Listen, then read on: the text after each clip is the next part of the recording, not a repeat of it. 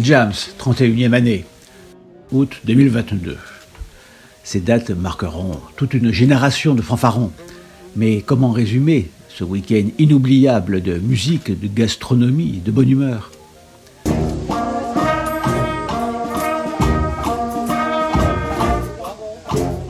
Tout a commencé le samedi après-midi avec 45 minutes de retard, par la répétition collective qui a fonctionné au-delà de toute espérance. Je n'ai jamais eu autant de facilité à diriger une aussi grande fanfare. Bien plus simple qu'une répétition ordinaire à l'écho des Avennes. Le choix des morceaux était le bon. Pour celui de Petit Bal, Popo a reçu en direct les encouragements d'Honoré Champion lui-même, d'Élon Malaquais, qui a enregistré ce vieux succès d'entre-deux guerres au milieu du siècle dernier.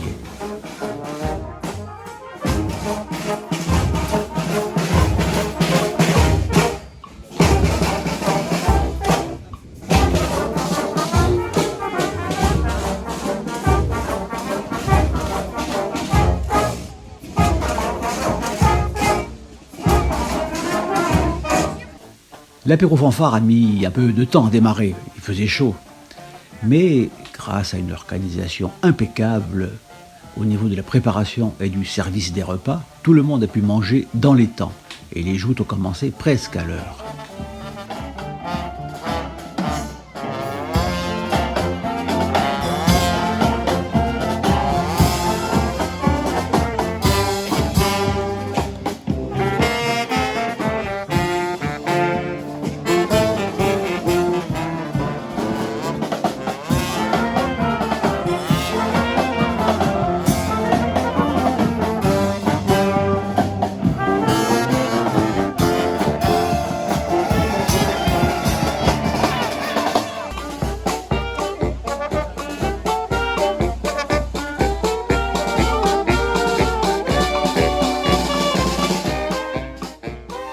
Musicalement, nous avons eu droit à de la très grande classe. D'emblée, la Bella Ciao met la barre très haut avec son petit manège féerique et ses majorettes. Et toute la soirée a été à la hauteur, jusqu'au final époustouflant des Georges du Tarn, qui ont fait danser tout le monde avant le bœuf de l'Extrême.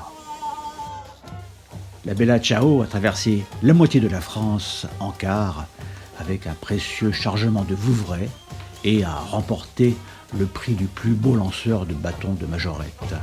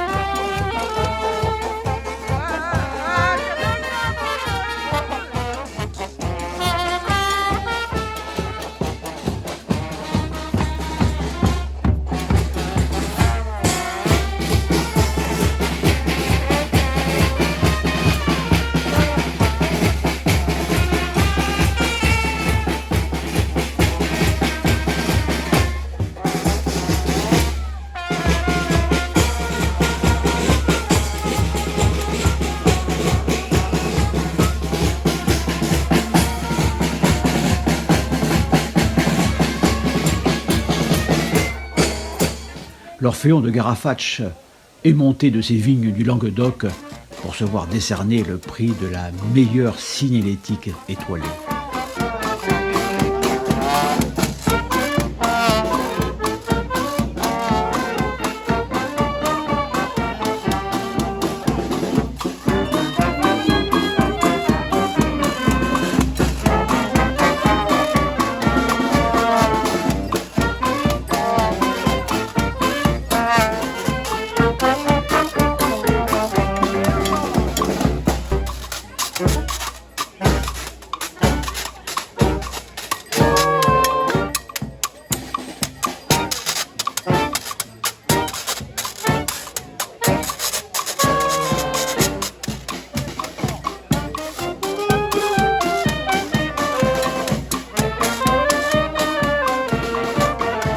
Le cas de l'Écho des Avennes, avec le prix du fétichisme Lupin, grâce au petit loup de Comprignac, est énigmatique. Personnellement, je pense qu'on aurait dû mériter le prix du four, très convoité lors du concours des Beaux-Arts. Car le public n'a rien compris à notre savante chorégraphie, et moi non plus d'ailleurs. Mais la poésie et l'énergie étaient au rendez-vous, et c'est ce que les spectateurs en ont retenu.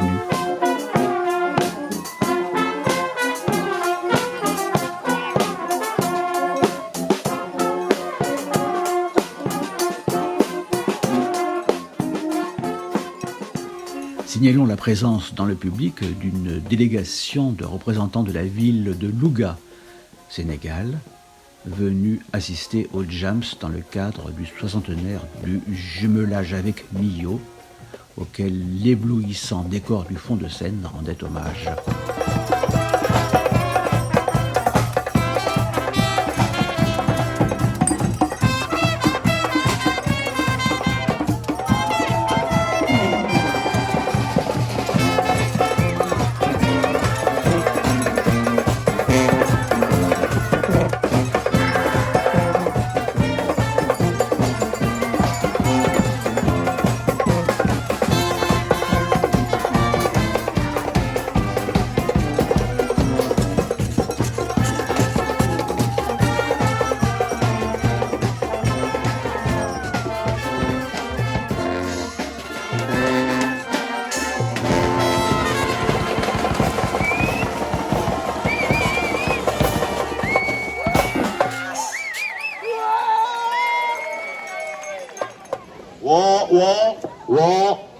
Putain, il y a du public là. Oh. La grâce de l'hippopotame est descendue tout exprès de Paris-Barbès pour rafler le grand prix de la commune de Saint-Georges et le prix spécial de la chaussette rap.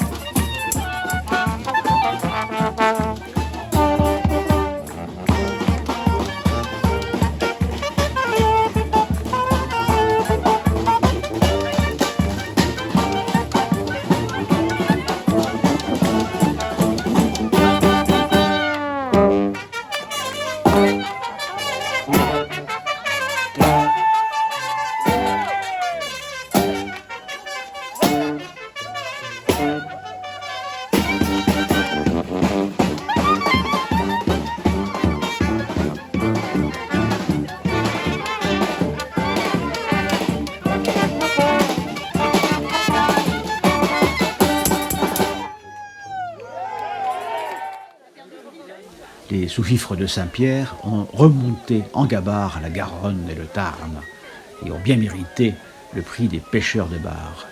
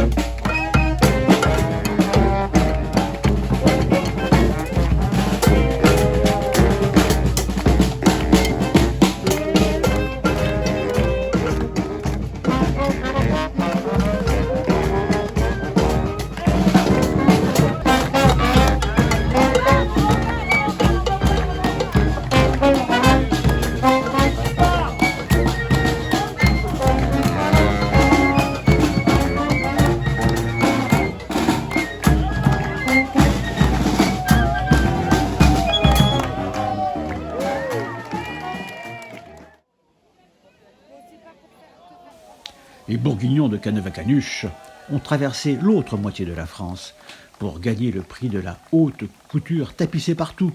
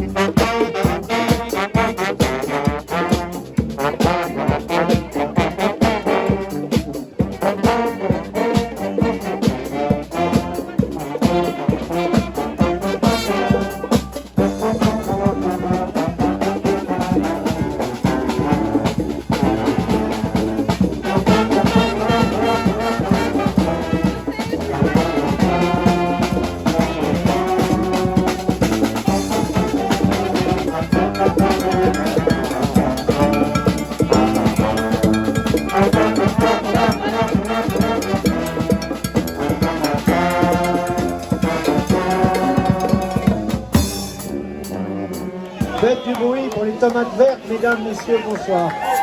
Les fanfares locales n'ont pas démérité. Les tomates vertes ont reçu le prix des verts luisants.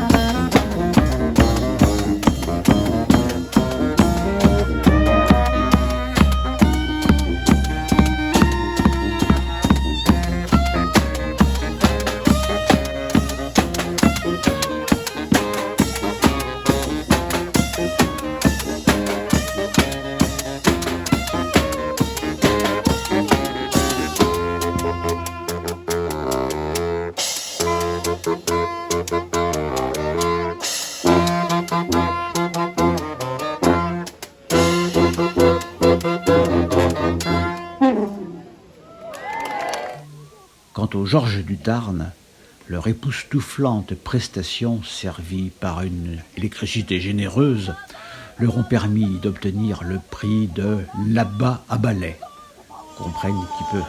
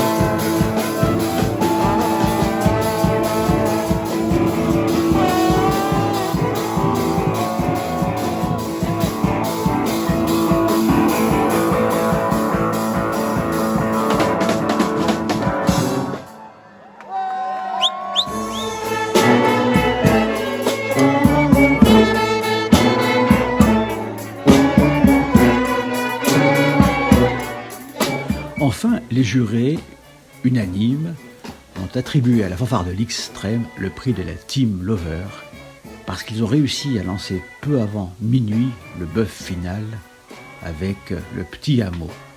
Et ça n'a pas arrêté de jouer jusqu'à 5 h du matin. Joli petit amour, c'est le miel, joli petit amour, joli amour,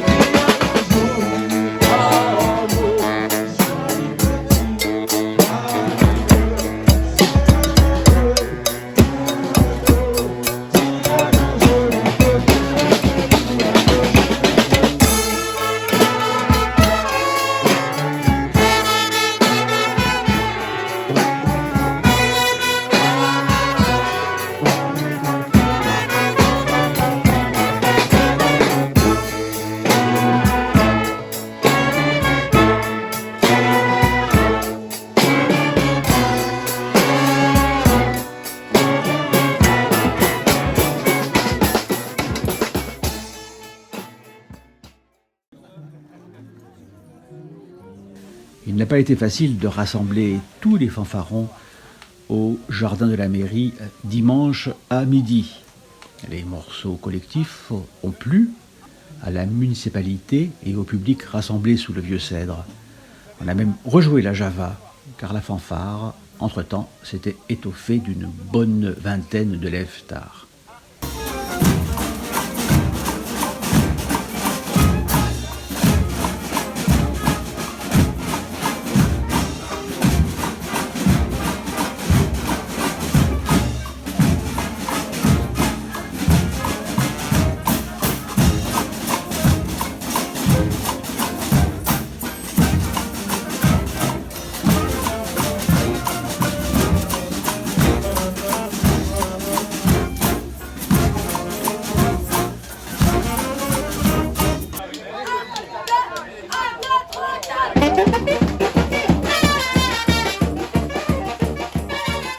Malgré la chaleur, le brunch aveyronnais a remporté un franc succès auprès des fanfarons survivants, en partie grâce aux 72 traînelles que nous avions commandées, et surtout grâce à nos invités qui se sont relayés sous le cagnard pour réjouir nos esgourdes entre deux baignades dans la cascade du Cernon.